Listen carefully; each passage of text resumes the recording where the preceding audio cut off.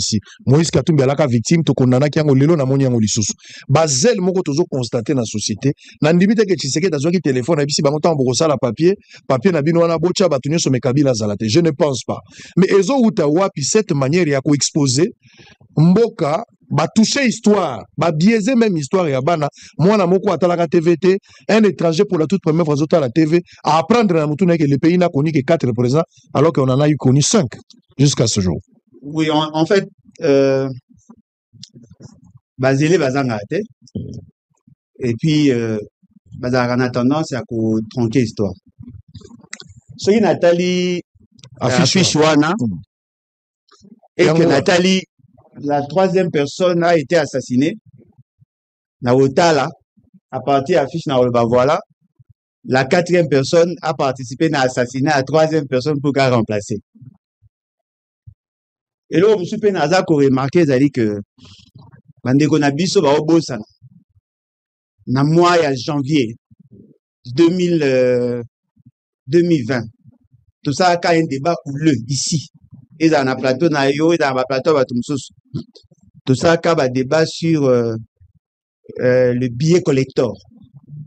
Et bon, ça la billet mourir à 50 000. Entre Kabila et Tshisekedi. Pour immortaliser la station pacifique. Alternance pacifique. Ce qui est plutôt beau à la tête. Million d'engagés. Si vous imaginez Moutana Mbongo na vous avez ça Longola. Il y a Kabila na Mbongo. Parce que il y a Mbongo à 50 000. Tu peux évoquer, il y a un énervé accord. Qu'est-ce qui devrait être fait? Ce qui est là qui n'a kati. Parce que vous êtes d'accord, nini sengela ke salama, lo lenge nini. Parce que on veut la paix et à n'importe quel prix on peut avoir cette paix là. Ah bon? Moi également. Laissez-moi arriver, moi je pose des questions. Laissez-moi arriver. Le Mumba s'est battu pour avoir la paix. Laissez-moi avancer, ce sont des questions. Vous allez revenir à la deuxième tour. Okay, oui, Fumutoto, vous avez la parole. Bon. Ce que na rencontré na le bolojo. On a attend na yo pe lokola ye. Ba pene ko rencontré tout parce que ce question na ezali ba dialogue ba tunyo su ba sepe. Mais ya ndenge ni ko sale. To o kai sale accord ndenge sale mais siri dialogue. Ya ngonde ko dialogue ko yati. Litomba ya boloka ni wana. E ozana mbano nini litoro ya makambo. Alors banani ba kotika la banani ba kokota. Voilà. Ezali question na yo ndeko ale à quantité mais na rencontré pe na zongi. Et là, on a CP les alliés, bah, parti, nous sommes de quoi aller à Tangité. Cela suppose que on a un problème. Ou bien, à Kotangango, na deuxième tour. Benaza, c'est mon lelo. Parce que ça fait longtemps que j'ai rencontré mon frère Bolojo sur le plateau. Et de coup, Barnabé, on a 5 ans de ici. Nandengue a regretté qu'il n'a pas là. On a un dégoût. Merci. Bon, ça a été prouvé, la qualité, et puis. La place a participé au Talaki. Je suis content que yo sango au pesinga yanga diplôme de mérite ndenge ba pesa ki yo ya na France. Tout nanga ponani. Pour le baki o bazalaki.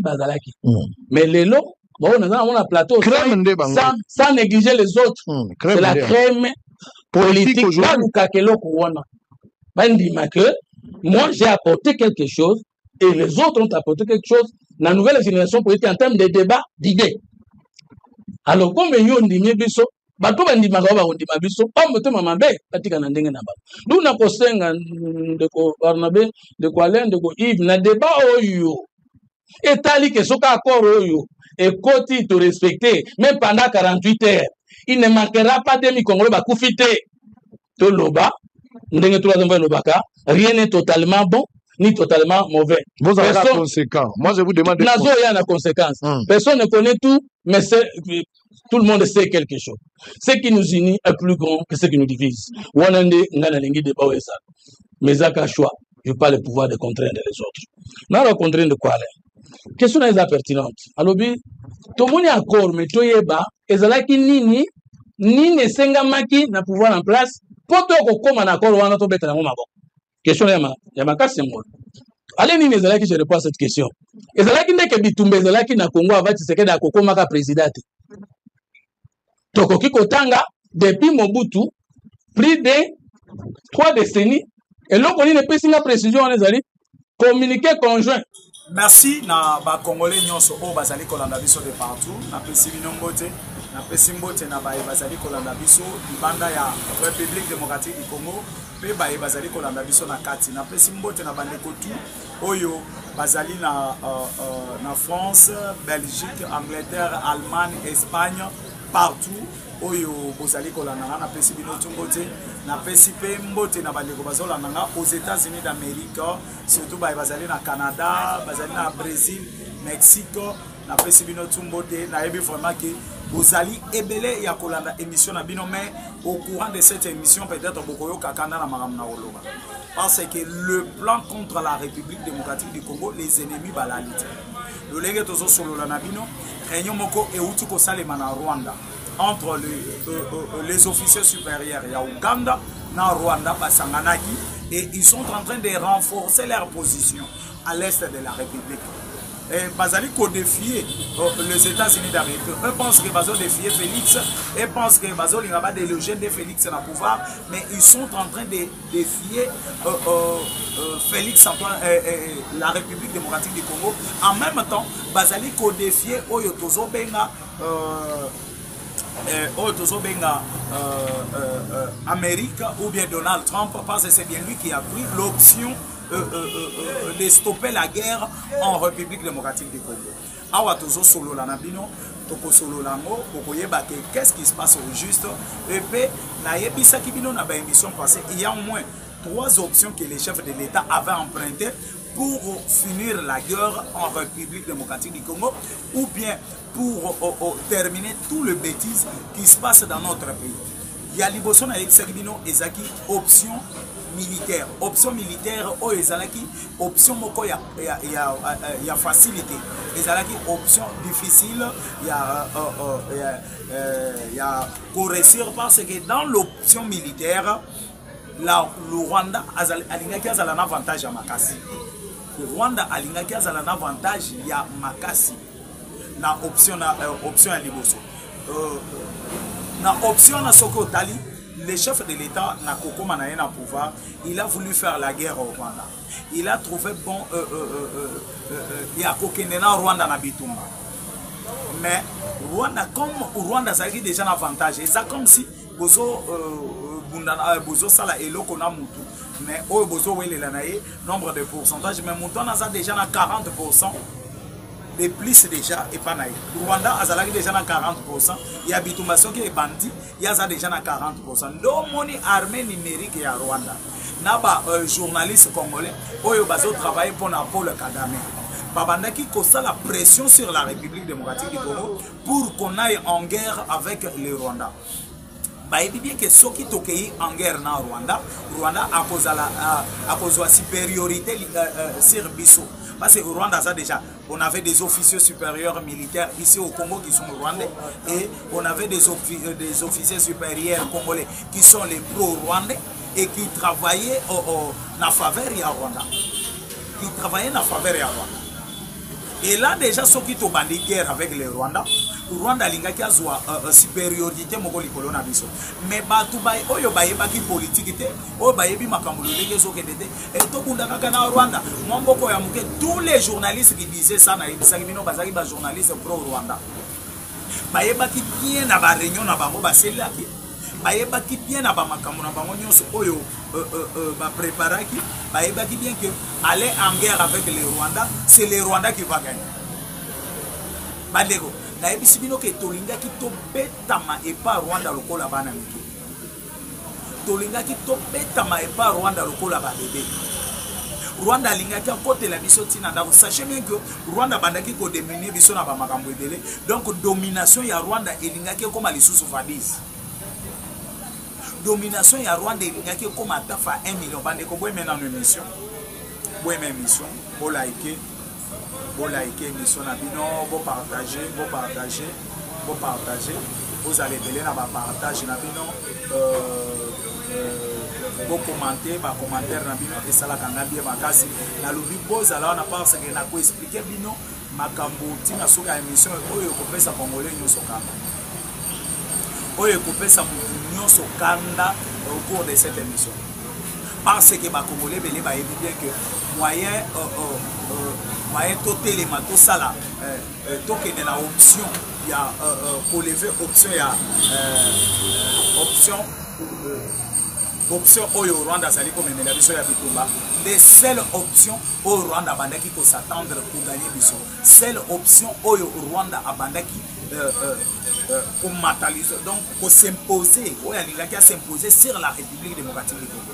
Nomoni au Rwanda malgré tout ce qu'on fait Rwanda ne s'est pas préparé pour la diplomatie et pour la Rwanda voulait toujours faire la guerre en République démocratique du Congo et gagner aussi la guerre et commencer à contrôler la République démocratique du Congo.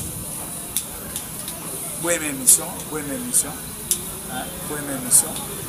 Vous likez, vous likez, vous likez, vous likez, vous likez, vous likez, vous partagez l'émission, vous partagez,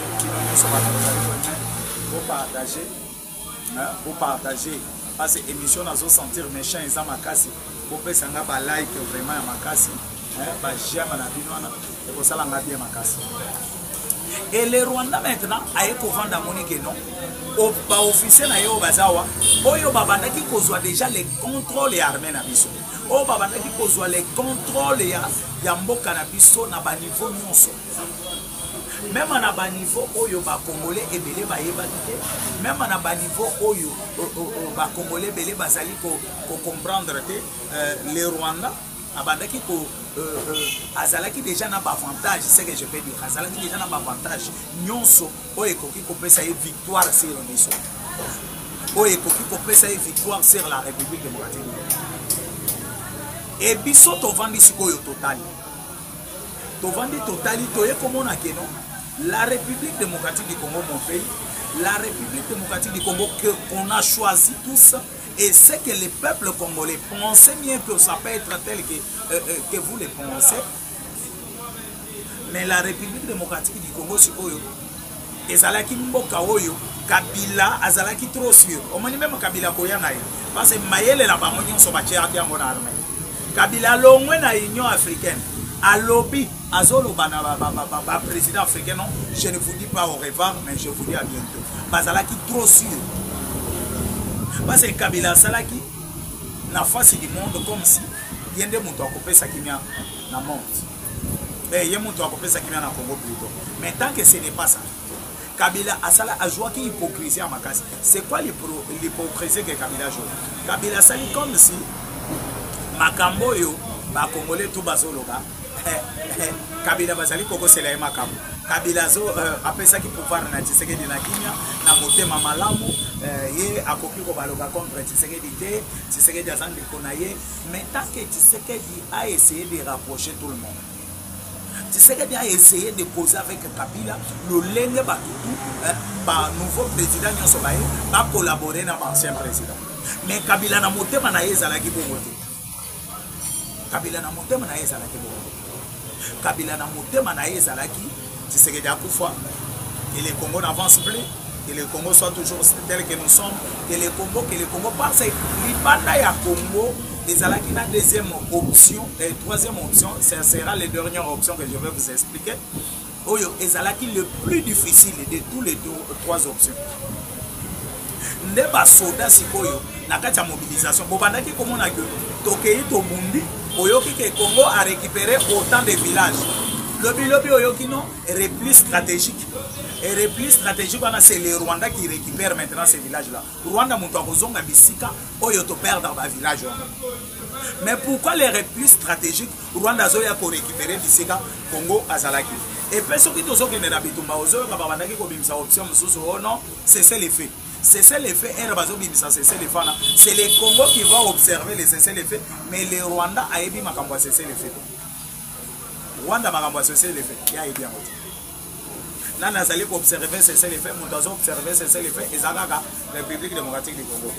Et maintenant, au commande au Rwanda, en réservant les cessez-le-feu là, Rwanda zoya kosala attaque. Na ba position ya FARDC.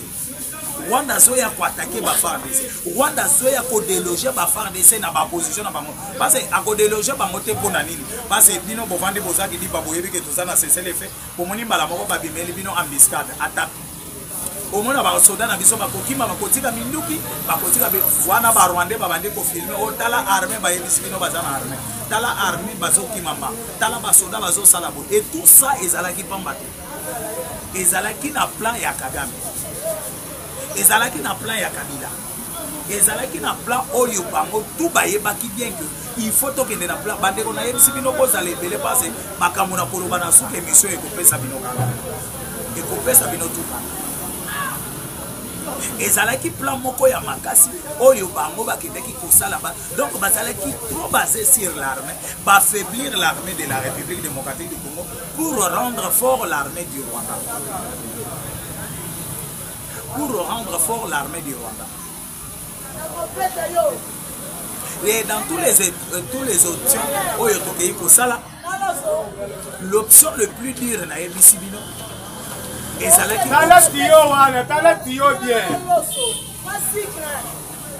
ezalaki option oyo ya bitumba option ya bitumba ezalaki l'option le plus dure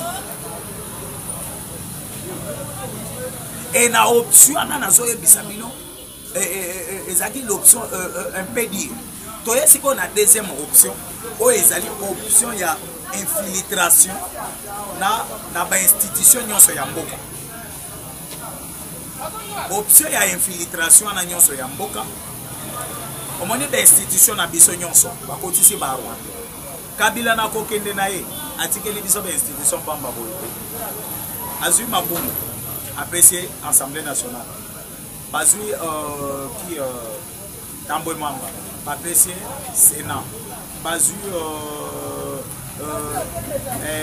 gouvernement bapesi na Ilu Kamba bazwi donc biloko nyonso oyo toyebi ya makasi bainstitution ya makasi ya mboka na biso bazwi yango bapesi yango na bato ya Kabila et Kabila avait un deuxième plan sur ça soki nakei tokoki kosala coup d'état ou bien tokoki ko-créer loko moko ya koboma Tshisekedi et directement tokozala remplacé par Tambwe Mamba. C'est Tambwe Mamba moto alingaki azwa présidence de la République et dans une bref délai a organisé maintenant Otozo Benga élection Kabila maintenant alingaki azonga na pouvoir. Tout ça les plans de Kabila.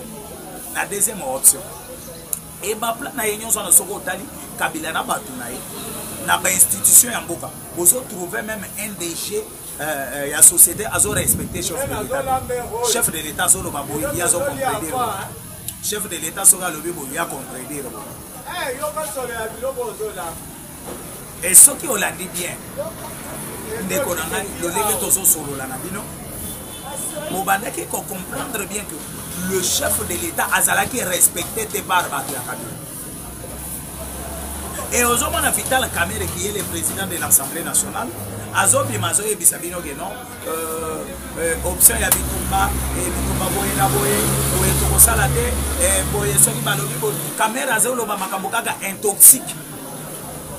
Makambo ya ko intoxiquer dans le peuple congolais. Makambo ya ko bebisa la morale ya ba Congolais. Kamerhe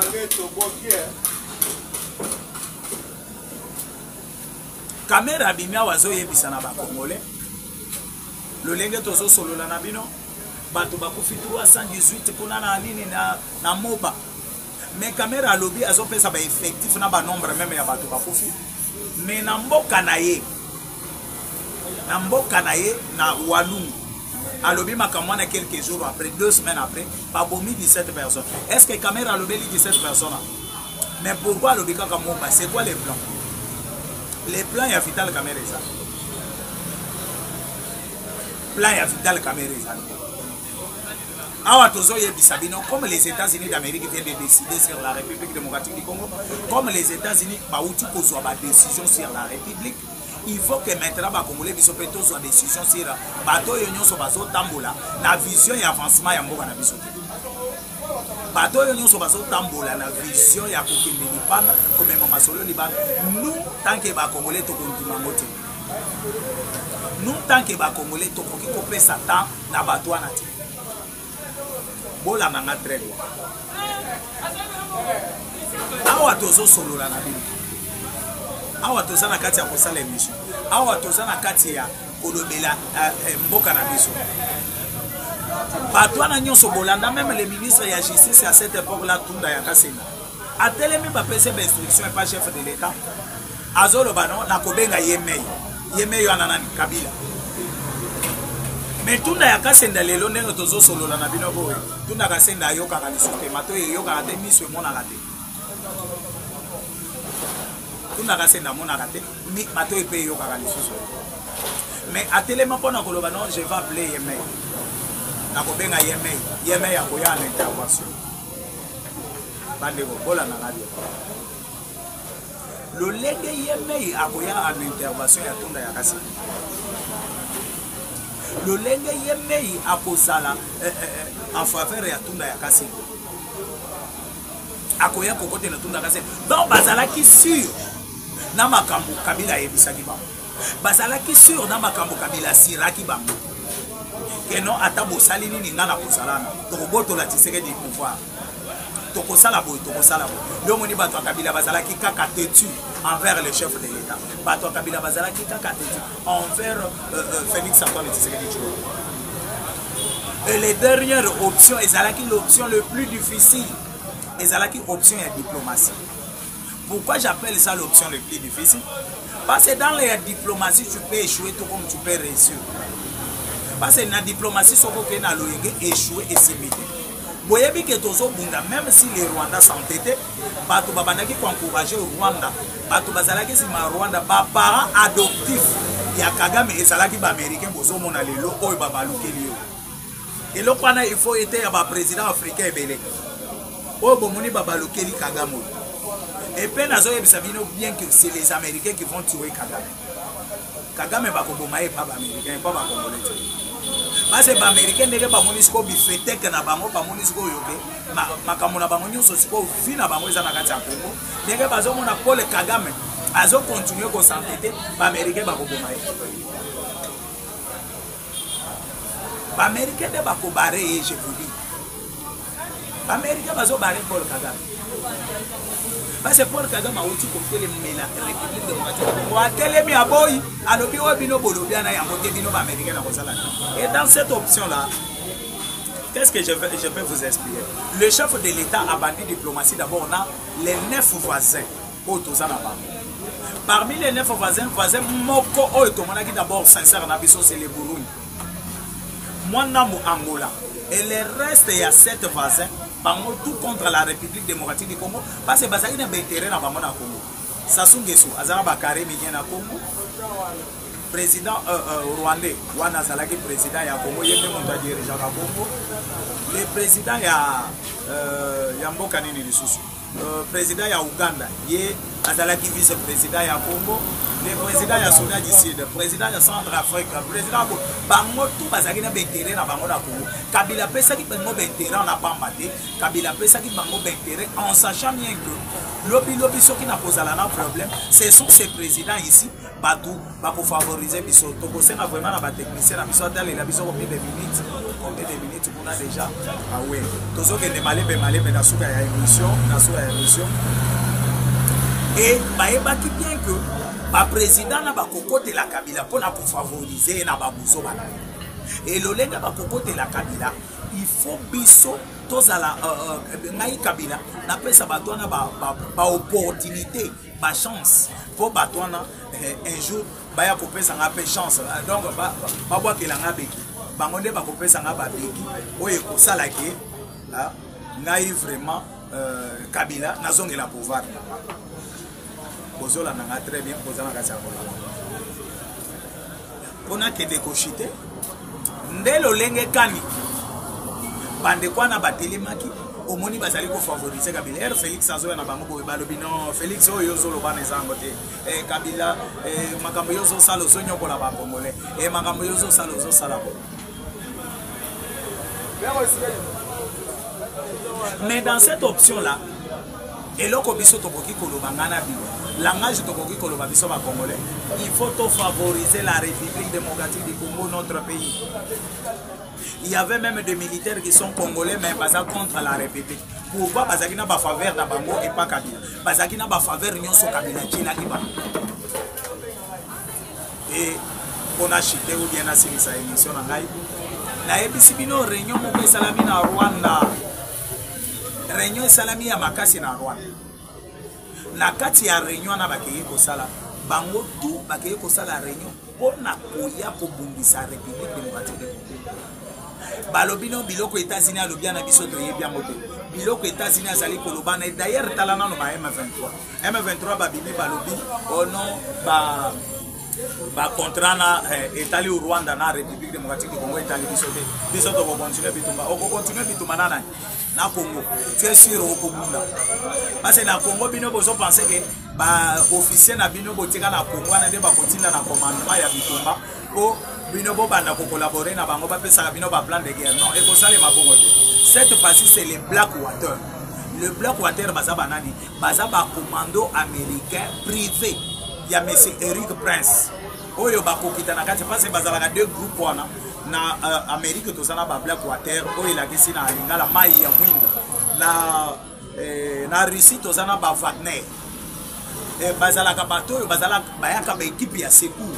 Soki boza soki armée ya mboka na mibale bazobunda bakomi donc insoufflé ba Blackwater bayaka ko apporter deuxième souffle de façon que pas mon moyen il y a ko frapper ba ennemi na bango Blackwater va se décider déjà pour quitter na Congo on a koya ko sala guerre na Rwanda parce que après réunion na bango ba kotisi ba char de combat ba renforcer ba position na bango pour combattre la République démocratique du Congo pour faire la guerre en République démocratique du Congo. Et maintenant, je vais vous dire que Rwanda a choisi option Moko Mabe. Oyo, Rwanda a coupé maloko la moyi, a coupé maloko la nyoka. Parce que dans les accords que nous avons signés, les Rwandais ne comprennent pas que dans les accords signés, il y a des choses où Rwanda a maîtrisé bien. On a dit des engagements. Dans les désengagements, je vous dis bien, il y a au moins 5 mots. Il y a retrait, il y a militaire, il y a retrait, il y a matériel, il y a retrait, il y a armement, il y a retrait, il y a il y a des donc retrait, il y a soldats, donc dans les engagements, il y a maintenant quelque chose que les Rwandais se trompent au Bazoloba, retrait, donc des engagements ou retrait. Non, il y a un mot, désarmement et intégration conditionnelle des groupes armés. Donc, désarmement et intégration conditionnelle des groupes des armées. Et quand on dit désarmement, désarmer yo, intégration na yo na kati mboka na biso, il faut qu'il y ait des conditions conditionnelles de groupes rebelles. Et là maintenant, vous aurez des problèmes, c'est beaucoup de problèmes à Makasi, le Rwanda. Parce que balobi a retrait basoda na basoda o bakotika la ba congolais. Des groupes non étatiques. Moi ya souka ba américain ba ici des groupes non étatiques. Quand on parle des groupes non étatiques, là on voit dans les groupes non étatiques, il y a des groupes étatiques et il y a aussi des groupes non étatiques. Des groupes non étatiques, c'est des groupes des armes, des groupes oyo bakei ko sala ba armée na zamba pona ko bonisa mboka, oyo baza ba soldats ya mboka na bisote. Oyo baza ba soldats connus na armée na bisote. Ce sont eux qu'on appelle des groupes non étatiques de la République. Et quand on parle des groupes étatiques, donc s'il y a les groupes non étatiques, il y a aussi des groupes étatiques. Comme nous avons des groupes non étatiques de l'armée, hein, donc il y a un mot État là-dedans. Quand il y a un mot État, donc cela veut dire que des groupes que l'État de la République ne reconnaît même pas. Et ce sont ces groupes-là qu'on appelle les groupes non étatiques. Bande Konanga et Congolais. Je pense très bien que Naza Nasuka y a émission Nanga. Mon numéro est plus 243 82 75 76 085. Naouti Koyeb Sabino que Makambo et Kopé Sabino Kanda, ils ont déploiement que les Rwandais est en train de faire à l'est de la République. Les Rwandais est en train de faire les bras de fer avec les États-Unis d'Amérique. Mon numéro est plus 243 82 75 76 085. Une émission Koya. Émission Koya, na komeka ko expliquer bino pourquoi atindi batwana et les plans, c'est quoi son plan na ba émission Koya pour na lelo nazali kosuka wa. Ciao, bye.